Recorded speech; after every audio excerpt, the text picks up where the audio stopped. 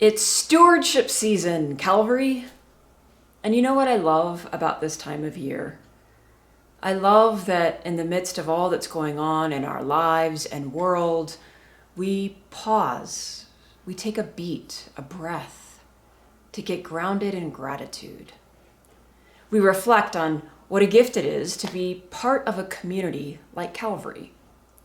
So, just for a few moments, I want to share personally with you about how I think about gratitude in Calvary, because it's so easy to take our church for granted. It's just always there, isn't it? Sitting on the corner of Hamden and Monaco. When we show up on Sunday, there's a greeter there with a smile and hot coffee ready for us to enjoy. Children are lovingly cared for, and they bring vibrancy to our morning. Church school teachers have taken time to prepare lessons, and perhaps even someone has set up a Zoom cart in the classroom to ensure that your hybrid classmates can join you from afar. And our sanctuary, it's clean and beautiful, the sun streaming through the stained glass windows. Musicians have rehearsed and prepared beautiful music for us. Pastors have created a thoughtful sermon and sat with difficult world events to lead us in meaningful prayer. And after worship, even if we go to the bathroom and maybe a time or two find the paper towel dispenser empty, that just reminds us of how most every other time it's full. And aren't we so grateful for the little things in life like that?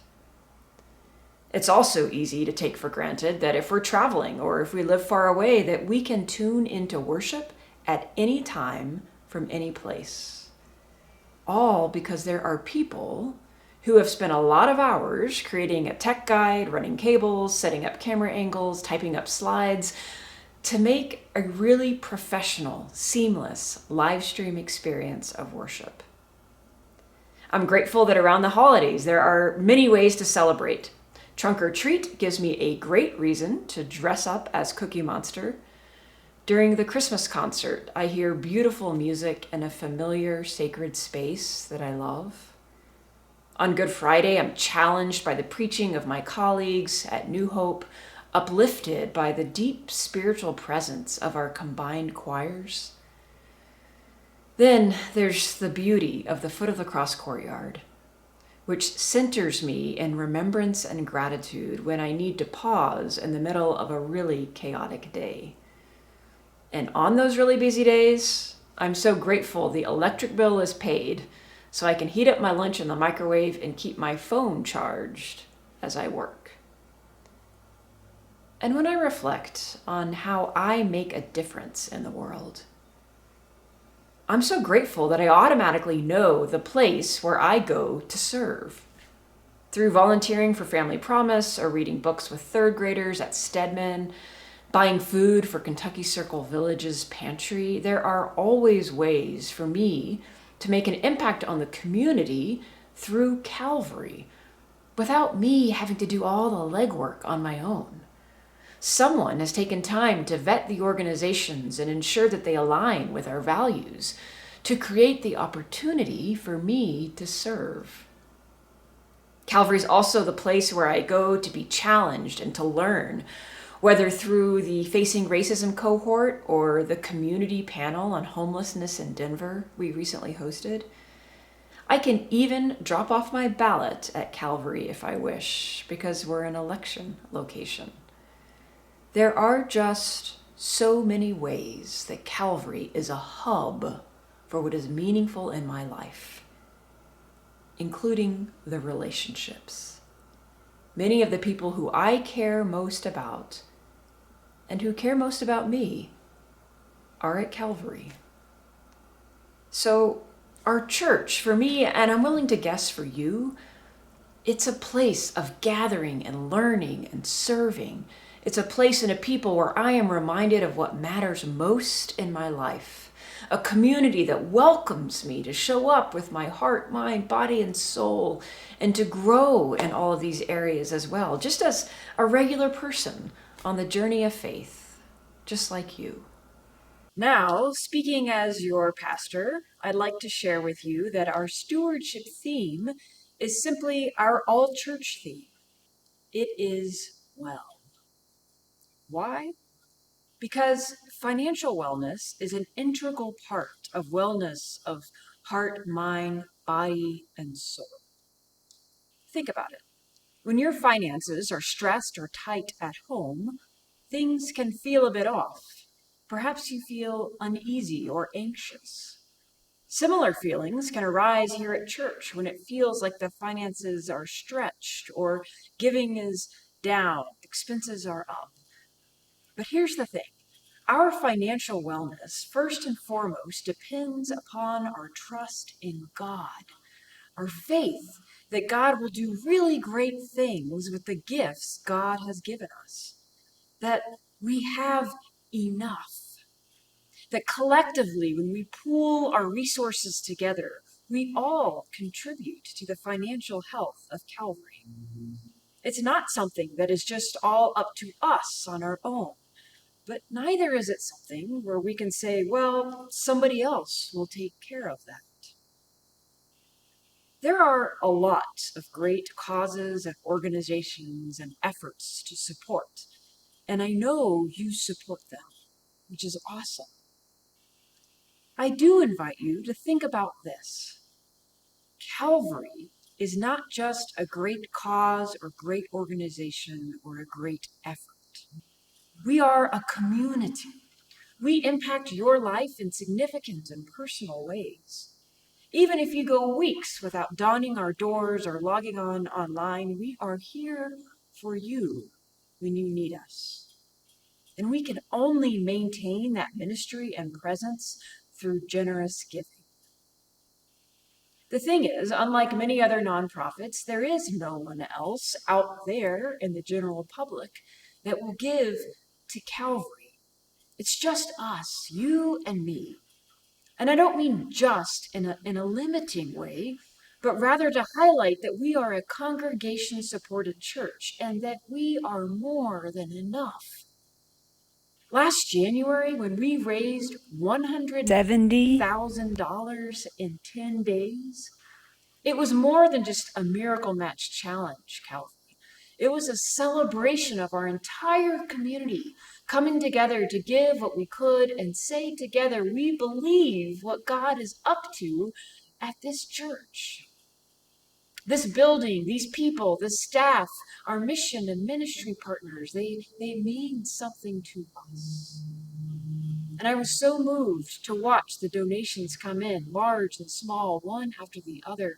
The cascading generosity of all of us combined was a deep reflection of God's contagious and generous heart, of how God can do more through all of us together than any one of us can do on our own.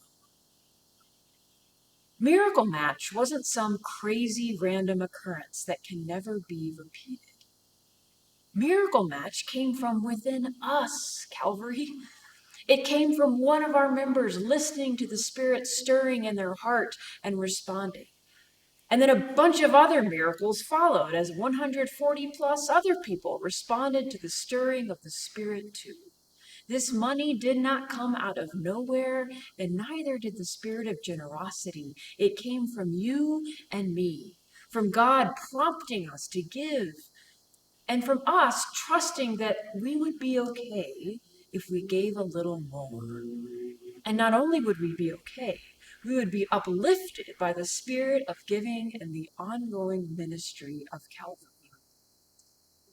The energy, love, trust, and excitement I felt during Miracle Match last January is one of the top ministry moments in my 15 years here at Calvary. And honestly, it was one of the most meaningful spiritual experiences in my whole life. It demonstrated deep, unequivocal faith in God and in this place that we love. And it wasn't driven by fear or anxiety, but by generosity and excitement. There was an authentic response to an urgent need, and we rose to the occasion and beyond. And in that moment, I saw just how much Calvary meant to all of us. Well, that moment back in January is not unique, right? Every moment is a moment to reflect on what Calvary means to us. We don't have to wait for one person to step forward and inspire us to give. We can all give from that same place of inspiration we felt last January, just because we are willing and able to do so now, today. And I'm not asking you to give more than you have to give. I'm just asking that we all give what we do have to give. That's what happened last January. We gave what we had to give. Over the next few weeks, I invite you to think about your giving from a miracle matching type of spirit. That is, from a place of hope and wellness and togetherness. And as my husband Damon would say, get excited. Reflect on how your wellness of heart, mind, body, and soul might really look different if Calvary were not a part of your life.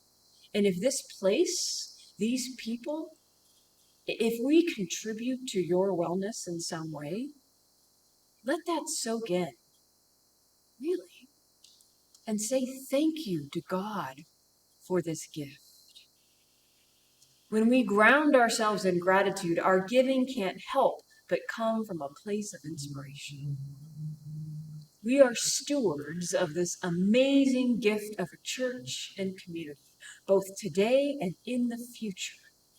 And being a steward means providing for the church's needs, which in turn provide for our own needs. And as our own needs are met, we're well enough to help meet the needs of the world. I love how wellness is interrelated like that, how the synergy of giving and receiving is an undercurrent in all areas of wellness, including financial. Now, speaking from my CEO perspective, because I spend a lot of time in this room crunching numbers, and what our budget reconciliation team weighs in this room as we balance the budget every year, it's really something that we all carry together, Calvary. And so I want you to be informed. So I'm going to be frank. We all know that costs are rising in all areas and sectors of our lives. Everything seems more expensive these days because it is. And that can be scary and put stress on your home finances. So if you are feeling that, the first thing I want to say is, if you're struggling to meet your basic home financial needs, please talk with me or another pastor. We have something called the Calvary Family Emergency Fund that exists to help one another when we're in a bind. That's the great thing about this community. The second thing I would say is, if you are able to give to Calvary, please do. And please consider prioritizing Calvary in your giving among all the amazing other entities that you support. Because the fact is, all of our bills and costs are rising for 2024. And we're only going to be able to maintain our ministry if many of us increase our gifts and contributions, and we'll only be able to expand and grow our ministries in new ways if many of us make significant increases in our pledges. Now, God can and will do amazing ministry through this place, no matter how much money we have, and we'll adjust our level of ministry to match our budget. We do this every year. But before we get to that step, now is the time to remember that we have a choice in the kind of ministry we experience at Calvary. We have agency in this decision together. Each and every one of us contributes to the financial health of our church. It doesn't fall just to one of us to ensure the financial health of Calvary. It's on all of us. And that's a blessing, really, because there's so much opportunity. And alongside those perspectives, as a person, pastor, and CEO, I'll put on one last hat, so to speak, and share with you as a co-leader and co-dreamer with my colleagues and our amazing lay leadership at Calvary. Through these months of church-wide discernment, we've been listening for how God is moving at Calvary. And as our council and insight leadership team has been working to move some action items forward, a clear next step has emerged. We need to take a deep look at our lay leadership structure. You know, the way things are structured now at Calvary has served us well in past seasons, but it's not meeting our current ministry needs. And rather than just fill slots on a nominating ballot, because it's what we always do, we want to take a step back and really look at council, look at our insight leadership team, look at our committees and ministry teams, and how all of those entities work with our pastoral staff and our larger staff team. We want to figure out a structure that meets our needs for operation and innovation, for discernment and strategy, for agility and stability. So we're pushing pause on filling our nominating ballot for our annual meeting in January. Members of council and the insight leadership team, along with the pastoral staff, will be working with an outside facilitator to dream and to create a church structure that really meets Calvary's current needs, and that's agile enough to help us flex into our future needs as those arise. Now, at this point, we don't know if this process is going to result in a few minor tweaks to the structure we currently have, or if it means a pretty major overhaul. What we do know is that God is in this process with us.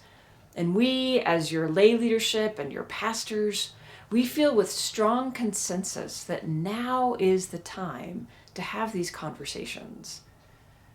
Now, of course, during stewardship and heading into the holidays and 3 months before the annual meeting is not when we would have chosen to engage in such a process. But there is never an ideal time to embark on such a big task, especially when we're looking at time through chronological or chronos time, right? Which is like the lens of our busy schedules. But when we are attuned to kairos time, that's the time that's not by the clock, but the time and space within which the Spirit works. When we look at it that way, then this definitely feels like the right time. There's momentum and passion. And we believe that by taking the time to find the lay leadership structure that really works best for Calvary, well, that will not only serve us as we move forward with ministry, but it will also speak to some of the other points that we heard through the discernment process, such as how our staff size aligns with our church size, and how our staff roles and jobs are formatted to work in conjunction with our ministry needs. We really can't begin looking at some of those questions, such as staffing needs, program needs, until we have a strong sense of the current capacity of our lay leadership foundation. Because, of course, as Baptists, lay leadership is the foundation of our church. Now, you probably have more questions than we have answers at this point. We have a lot of questions too. We covet your prayers as we begin this process, and you'll hear more about it in the coming weeks. But I can assure you, Calvary, that while it might feel a bit shaky or disconcerting to not know exactly what our lay leadership structure will look like, the feeling that your current leadership has about this is excitement, renewal, energy, and hope. And to tie it all together, as a person, pastor, CEO, and co-leader, co-dreamer, I invite you, Calvary, to consider how this whole discernment and discovery process is just one more thing for which you can be thankful. Be grateful that you are part of Calvary at this moment in time. What an exciting time to be part of a church. How awesome is it to be in a community that is so assured of our call and purpose that we're willing to listen to what we've learned from you during discernment and embark upon a restructuring and dreaming process for our future. A church that is dying does not do something like this. It's because we are alive and well and wanting to be faithful to where God is leading that we are investing time, energy, and faith into these conversations. And we need you to invest along with us. Invest with your prayers and with your trust. Invest with your presence and, yes, with your finances. Invest with the gifts God has given you, just as so many saints have done so before us. We are here because of their legacy of generosity. What will our legacy be?